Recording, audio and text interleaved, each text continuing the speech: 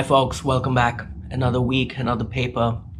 This week I want to take a look at a paper by Dawson Engler and his group at Stanford. And this paper tackles the problem of checking higher level semantic properties in code. If you look at systems level software, often they have to follow many higher level rules. Things like you must release a lock that you have acquired, or you cannot release a lock twice, or you have to free memory that you have allocated. And adherence to these rules is largely enforced just by code review or manual inspection. There is no automated tool that can tell you for sure when you're breaking some of these rules. And following these rules is pretty important because otherwise you're going to have kernel crashes or security exploits in your kernel. Now, there have been a few ways of verifying software. The most formal one is to use model checking.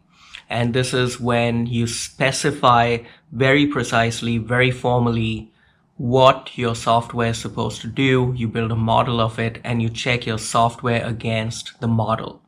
There are two big problems with this approach. It's a lot of work to construct a fully formalized model.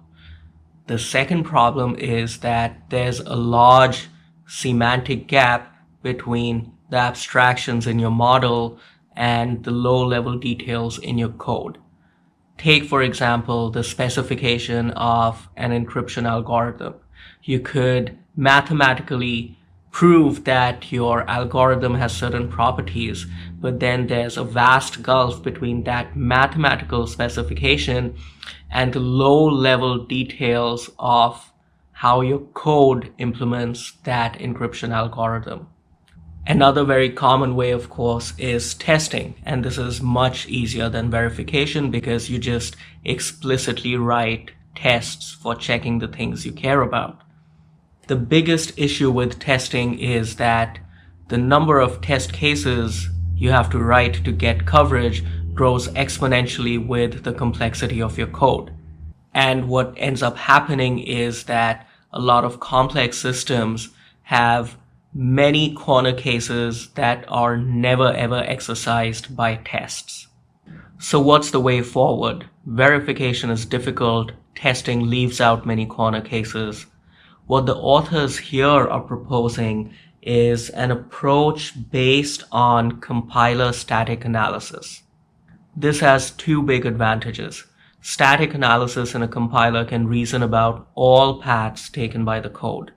And secondly, it scales to the entire code base without needing to construct new test cases as you write new code.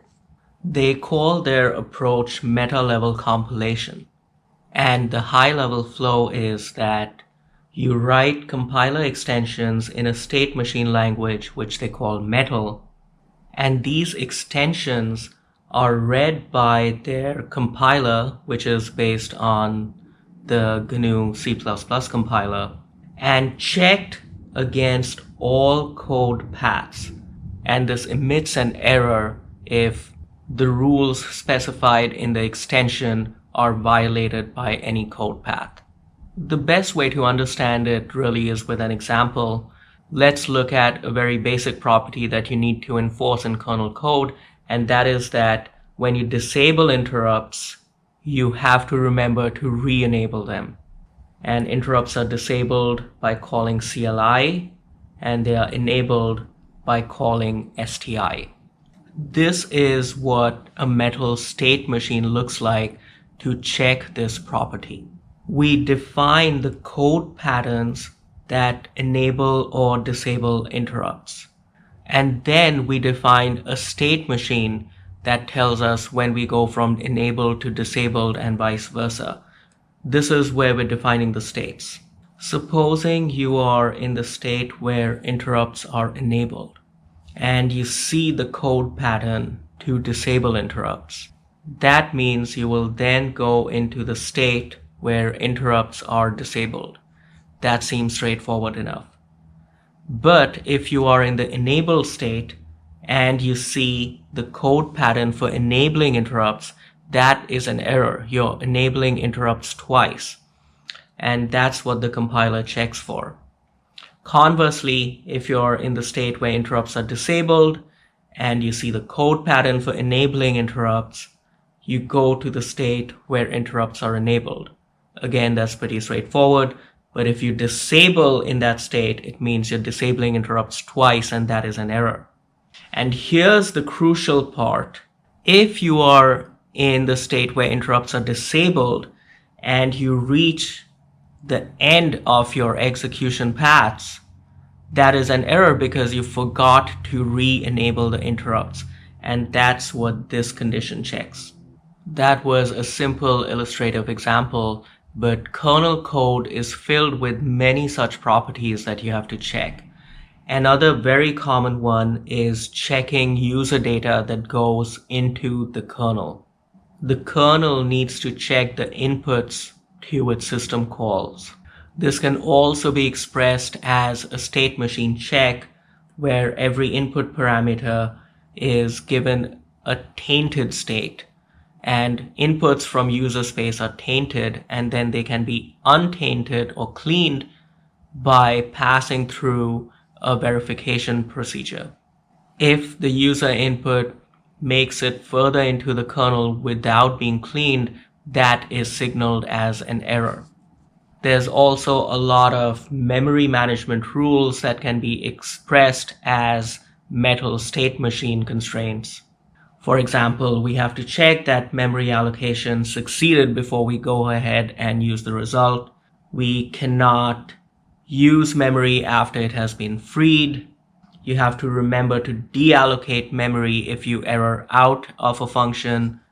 And these can all be expressed in metal. Take, for example, this rule that maps variables to states depending on whether they've been freed or used, and so on. So if we have a variable that is in the null state or an unknown state and we try to dereference it, that gets flagged as illegally accessing a pointer. If we have a pointer in the freed state and we try to free it, that is also an error because we're trying to free it twice. And if we use it, that is a use after free error. So all these examples show that even using a very simple state machine based specification, you can express many of the higher level rules that systems code is supposed to follow. And they did this for the Linux and OpenBSD kernels and found hundreds of errors. The authors went on to create a company called Coverity based on this research and used these tools to find errors in kernels and a lot of C++ system software. One important thing to point out is that all these extensions are checkers. They are not verifiers. So they can find bugs, but they cannot absolutely prove the absence of bugs like formal verification can do.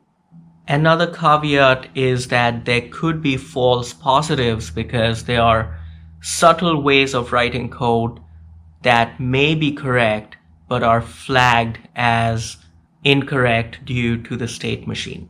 And they have a mechanism to annotate code in such cases so that these known false positives can be ignored.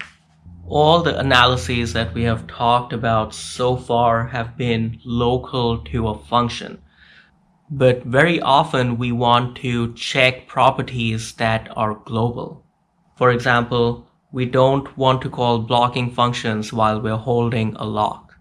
And they are able to do global analyses as a two-step process where first they analyze procedures and output the temporary results of analyzing those procedures. And then they have a second global pass which uses those temporary results and does a more complete traversal over the call flow graph of those procedures. So to conclude, that was a look at the problem of how to check for higher level properties in systems level code using meta-level compilation which uses extensions to specify these properties in terms of a state machine. I hope you enjoyed that, and I will see you next time. Thank you very much.